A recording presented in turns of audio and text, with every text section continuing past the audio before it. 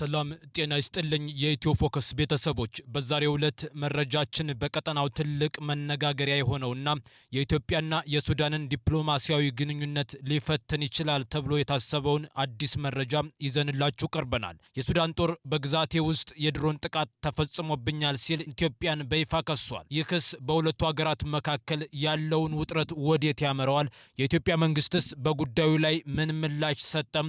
የሱዳን ጦር ክሱን ያቀረበበት ተጨባጭ መረጃ ምንድነው? እነዚህንና ሌሎች ተያያዥ ዝርዝር መረጃዎችን በዛሬው ፕሮግራማችን እንፈትሻለን። ለቻናላችን አዲስ የሆናችሁ ሳብስክራይብ በማድረግ ቤተሰብ እንድትሆኑ፣ ሁላችሁም ደግሞ ቪዲዮውን ላይክ በማድረግ እንድትጀምሩ እንጋብዛለን።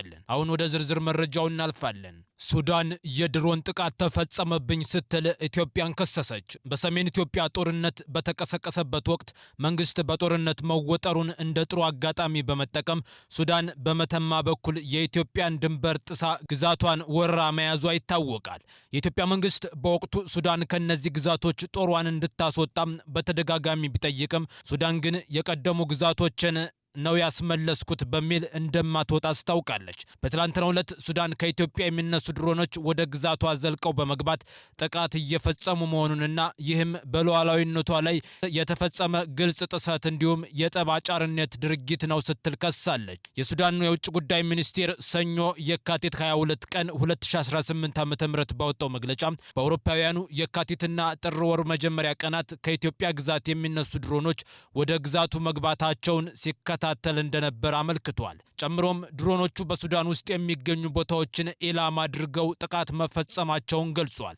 ነገር ግን ጥቃቱ ለተፈጸመባቸው ቦታዎችና ስለደረሰ ጉዳት ምንም አይነት ዝርዝር ማብራሪያ አልተሰጠም። የሱዳን መንግስት ከኢትዮጵያ በኩል ተፈጽሟል ያለውን የድሮን ጥሰት ግድ የለሽና ተቀባይነት የሌለው ድርጊት በማለት ሌላ መዘዝ ሊያስከትል እንደሚችል አስጠንቅቋል። በአረበኛ የተሰራጨው የሱዳን የውጭ ጉዳይ ሚኒስቴር መግለጫ ይህ ድርጊት የሚቀጥል ከሆነ ሉዓላዊነቱን እና የግዛት አንድነቱን ለመከላከል መብቱ እንዳለው እንዲሁም በተለያዩ መንገዶች ምላሽ የሚሰጥበት አቅም እንዳለው ገልጿል። ቢቢሲ ከኢትዮጵያ የውጭ ጉዳይ ሚኒስቴር በቀረበው ክስ ላይ ምላሽ ለማግኘት ያደረገው ተደጋጋሚ ሙከራ አልተሳካም። በሱዳን ጦርና በፈጥኖ ደራሽ ኃይሉ መካከል በሚካሄደው የእርስ በርስ ጦርነት ውስጥ በአልቡርሃን የሚመራው ጦር ሰራዊቱን ተቀናቃኙን በመርዳት ይከሳታል። በኢትዮጵያ መንግስት በኩልም በተለያዩ ጊዜያት ከሱዳን የጦር መሳሪያዎችና ታጣቂዎች ወደ ግዛቱ እንደሚገቡ በተደጋጋሚ ሲገልጽ ቆይቷል። ባለፈው ወር ሮይተርስ የዜና ወኪል ኢትዮጵያ ከሱዳን ጋር በሚያዋስናት ግዛቷ ውስጥ የፈጥኖ ደራሹ ኃይል ተዋጊዎች የሚሰለጥኑበት ካምፕ እንዳለ የተለያዩ ምንጮችና የሳተላይት ምስሎችን በማስረጃነት በመጠቀም ዘገባ ማቅረቡ ይታወሳል።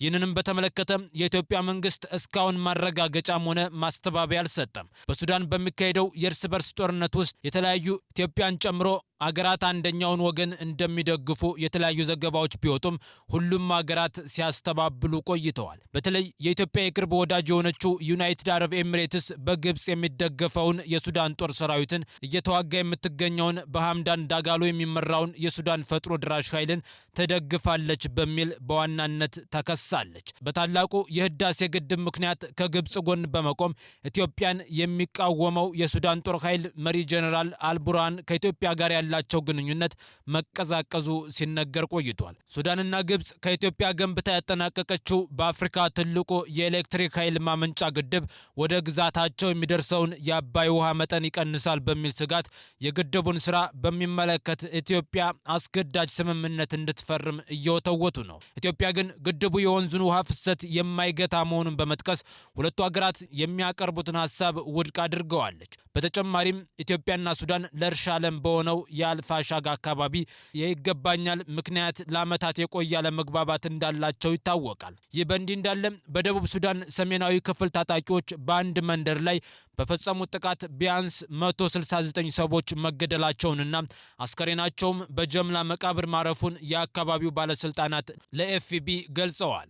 እሁድ ንጋት ላይ ከሱዳን ድንበር አቅራቢያ በሚገኘው አቢዮምኖም ግዛት ውስጥ የተፈጸመውን ይህንን ጭፍጨፋ በተመለከተ የሰሜን ሩዌንግ አስተዳደር አካባቢ የጤና ሚኒስትር ኤልሳቤጥ አቾል በስልክ በሰጡት ቃል በአጠቃላይ 169 አስከሬኖች በጀምላ መቃብር እንዲያርፉ ተደርጓል ብለዋል። የአካባቢው የኢንፎርሜሽን ሚኒስቴር ጄምስ ሞኒዋክ በበኩላቸው የተገለጸው የሟቾች ቁጥር ትክክል መሆኑን ጠቅሰው በሟቾቹ መካከል ሴቶች፣ ህጻናትና አረጋውያን እንደሚገኙበትና ተጨማሪ አስከሬኖች ሊገኙ ስለሚችሉ ቁጥሩ ከዚህም ሊበልጥ እንደሚችል አስታውቀዋል። ስሙ እንዳይጠቀስ የፈለገ ዲፕሎማሲያዊ ምንጭ የሟቾችን ቁጥር 70 መሆኑንና ቁጥሩ ሊያሻቅብ እንደሚችል ጠቁመዋል። የደቡብ ሱዳን መንግስት ድርጊቱን አረመኔያዊ ጥቃት ሲል የኮነነ ሲሆን ሁለቱ ከፍተኛ አካባቢው ባለስልጣናት መገደላቸው አረጋግጧል። የኢንፎርሜሽን ሚኒስቴሩ አቴን ወክ አቴኒ በጥቃቱ ንጹሃን ዜጎችና የህግ አስከባሪ አካላት መገደላቸውን ገልጸው ድርጊቱ በጥልቀት እንደሚመረመር ተናግረዋል። የመጀመሪያ ደረጃ ሪፖርቶች ጥቃቱ ኑዌር በሚባለው የብሔር ቡድን አባላት ሳይፈጸም እንዳልቀረና ይህም ቀደም ሲሉ ለተገደሉ ነጋዴዎች የተወሰደ የአጸፋ እርምጃ ሊሆን እንደሚችል ቢጠቁሙም እስካሁን ድረስ ለጥቃቱ ኃላፊነት የወሰደ አካል የለም። ጥቃቱን ተከትሎ በርካታ ነዋሪዎች በተለያዩ መንደሮች የሸሹ ሲሆን ሌሎች ደግሞ በተባበሩት መንግስታት ድርጅት የሰላም አስከባሪ ጦር ግቢ ውስጥ ጥበቃ ፍለጋ መሄዳቸውን ሚኒስቴሩ ሞኒአክ ገልጸዋል። በአሁኑ ወቅት የመንግስት የጸጥታ ኃይሎች በአካባቢው ተሰማርተው ቁጥጥር ማድረጋቸውንና ሁኔታው መረጋጋቱንም አክለዋል። በደቡብ ሱዳን የተባበሩት መንግስታት ድርጅት ተልዕኮ ቃል አቀባይ በበኩላቸው ወደ 1000 የሚጠጉ ንጹሃን ዜጎችን በጊዜያዊነት በግቢው ውስጥ አስጠልሎ ለቆሰለው አስቸኳይ የሕክምና እርዳታ እየሰጠ መሆኑን አስታውቀዋል። በሌላ በኩል ሰብአዊ ድርጅቶችም የጥቃቱ ሰለባ ሆነዋል። የድንበር የለሽ ሐኪሞች ሰኞ ዕለት ባወጣው መግለጫ በአንዱ ተቋም ላይ በተፈጸመ የአየር ጥቃት 26 የስራ ባልደረቦቹ የደረሱበት እንዳልታወቀ ገልጿል። ድርጅቱ በጆንግሌ ግዛት በሚገኙ ሊንኬንና ፒዮሪ አካባቢዎች የሕክምና አገልግሎትን ማቋረጡንም አስታውቋል።